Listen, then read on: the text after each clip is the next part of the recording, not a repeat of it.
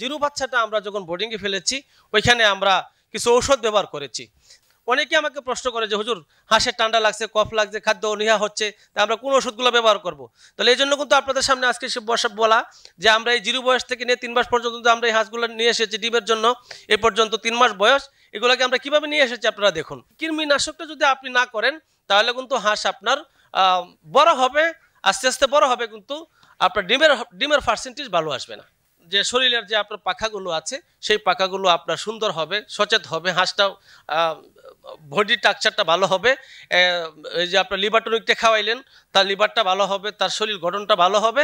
এতে আপনার কি হইলো, আপনি ভ্যাকসিন করে ফেললেন, ডাক প্লেগ করলেন 2টা, আপনার ডাক কলেরা করলেন 1টা, এবং কৃমিনাশকটা আপনি করে ফেলছেন। এখন চিন্তা হলো সামনে আপনার ডিম আসতেছে, ডিম আসবে, তাহলে আপনার হাঁস কি হয়ে গেল, প্রস্তুত হয়ে গেল।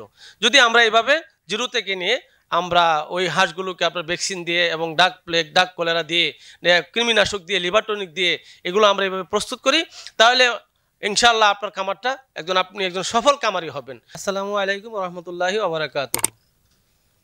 সম্মানিত দর্শক, হযরত শাহজালাল রহমতুল্লাহি আলাইহি হাঁসের খামার এন্ড হ্যাচারির পক্ষ থেকে দেশ ও দেশের বাহির থেকে যারা দেখছেন তাদেরকে জানাচ্ছি আন্তরিক মোবারকবাদ। আজকে আপনাদের সামনে আমরা একটা গুরুত্বপূর্ণ বিষয় নিয়ে আসছি, সেটা হলো যে জিরো বাচ্চা থেকে নিয়ে 3 মাস পর্যন্ত আপনার এই হাঁসগুলোকে ডিমের জন্য প্রস্তুত করতে কি কি প্রয়োজনীয় এবং কি কি বর্জনীয় এবং কোন জাতের হাঁস নিলে আপনি লাভবান হবেন, এই বিষয় সম্পর্কে আপনাদের সামনে আলোচনা করব। এবং ভিডিওটা আপনারা টেনে টেনে দেখবেন না, সম্পূর্ণ ভিডিও দেখলে আপনারা অনেক উপকৃত হবেন। এবং কোন জাতের হাঁসটা নিলে আপনার ডিম বেশি দেয় এই সম্পর্কে আপনাদের সামনে আজকে আলোচনা করব। তাহলে দর্শক আসুন আমরা ভিডিওটা শুরু করি।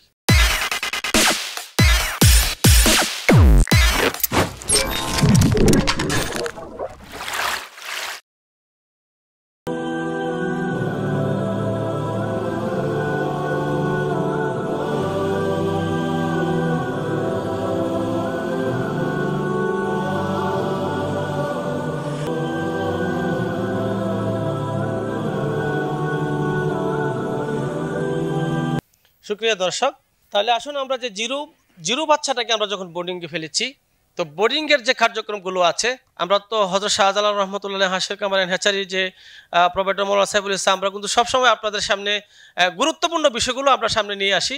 তার মধ্যে জিরো বাচ্চাটা আমরা যখন বোর্ডিংয়ে ফেলেছি ওইখানে আমরা কিছু ঔষধ ব্যবহার করেছি।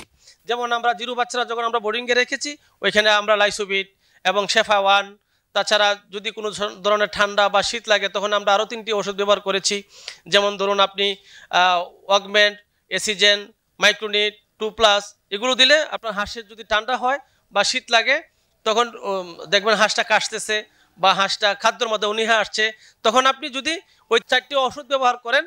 অনেকে আমাকে প্রশ্ন করে যে হুজুর হাঁসের ঠান্ডা লাগছে, কফ লাগছে, খাদ্য অনীহা হচ্ছে, তা আমরা কোন ওষুধগুলো ব্যবহার করব? তাহলে এই জন্য কিন্তু আপনাদের সামনে আজকে বলা যে আমরা এই জিরো বয়স থেকে নিয়ে 3 মাস পর্যন্ত আমরা এই হাঁসগুলো নিয়ে এসেছি ডিমের জন্য। এই পর্যন্ত 3 মাস বয়স এগুলোকে আমরা কিভাবে নিয়ে এসেছি আপনারা দেখুন।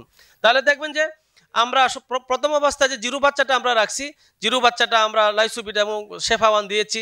এরপরে যদি ঠান্ডা লাগে, মনে করেন আপনার হাঁসের ঠান্ডা লাগছে, সর্দি লাগছে, কফ হয়েছে, তখন আপনি যে ওষুধগুলি ব্যবহার করবেন সেটা হলো অগমেন্ট, এসিজেন 2+, মাইক্রোনিট। এই 4টি ওষুধ যদি আপনি ব্যবহার করেন 100 হাঁসের জন্য, 100 বাচ্চার জন্য আপনি 1 চামচ 5 লিটার পানি। তো আপনার যদি 1000 হাঁস থাকে তাহলে 10 চামচ আপনার 50 লিটার পানি, এভাবে আপনি পরিমাণ করে পানিটা ব্যবহার করবেন।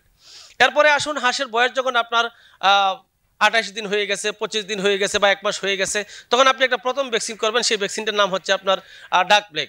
ডাক প্লেগ করার পরে আপনি আরও 15 দিন পরে আপনি যেটা করবেন ডাক প্লেগ বুস্টার ডোজ। ডাক প্লেগ বুস্টার ডোজ দিয়ে আপনি হাঁসটাকে মোটামুটি প্রস্তুত হয়ে গেছে। এখন আরও 15 দিন পরে আপনি দিবেন ডাক কলেরা, যেটায় আপনার বেশি হাঁসটাকে দুর্বল করে। তখন কিন্তু আপনার প্লেগের চিন্তা আপনার চলে গেছে, যেহেতু 2টা ভ্যাকসিন আপনি করে ফেলছেন। এখন প্লেগের আর আপনার চিন্তা নাই, এখন আপনার ডাক কলেরা আপনার ভ্যাকসিন করতে হবে। কারণ ডাক কলেরা আসলে হাঁসটা আপনার মাথা ফুলে যাবে, আপনার সবুজ পায়খানা হবে, আপনার শরীরের মধ্যে তাপ আসবে, গার মুচকাতে থাকবে, খাদ্য অনীহা হবে। তখন আপনি বুঝবেন সে পাতলা পায়খানা হবে, তখন বুঝবেন যে সেটা আপনার ডাক কলেরা লক্ষণ দেখা দিয়েছে। তখন কিন্তু আপনি ডাক কলেরা করতে পারবেন না, তখন আপনি ওষুধ দিয়ে সেটাকে আপনি এই ওষুধগুলা দিয়ে আপনি তাকে প্রস্তুত করতে হবে, আগে তাকে সুস্থ করতে হবে। সুস্থ করার পরে আপনি তাকে ডাক কলেরা দিয়ে দিলেন। তো বর্তমান বয়স আপনি 3 মাস দেখছেন আমার পিছনে যে হাঁসগুলো আছে 3 মাস বয়স হয়েছে সেই হাঁসগুলো, ওই হাঁসগুলো কিন্তু আমরা একেবারে জিরো থেকে নিয়ে একেবারে 3 মাস পর্যন্ত আমরা কিন্তু এইভাবে প্রস্তুত করেছি। এখন আসুন যে আমাদের কৃমিনাশক, একটা হাঁসকে যে প্রস্তুত করার সময় আপনি কৃমিনাশকটা কিন্তু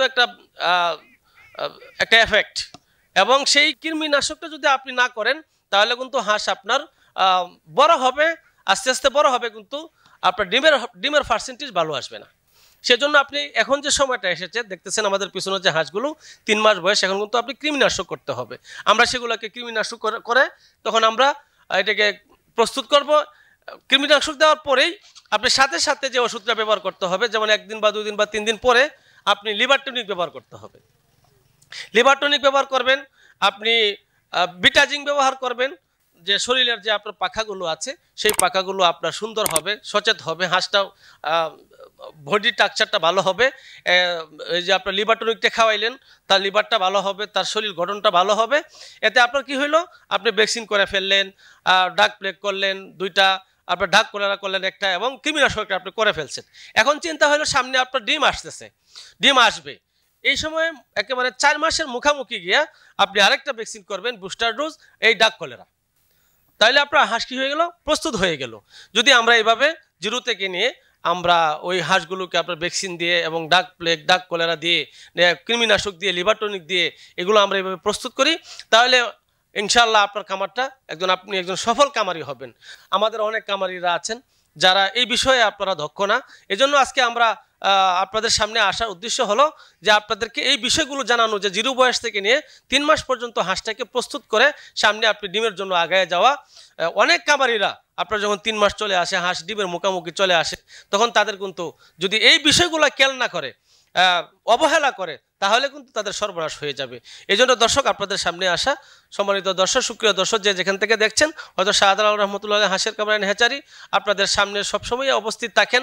আজকেও আমি আপনাদের সামনে আপনাদের উপকারের স্বার্থে এসেছি। আমাদের হযরত শাহজালাল রহমতুল্লাহ হাঁসের কামার এন্ড হ্যাচারি একেবারে 1 দিন বয়স থেকে নিয়ে একেবারে রানিং ডিম পর্যন্ত সারা দেশে আমরা সরবরাহ করে থাকি বিশ্বস্ততার সাথে।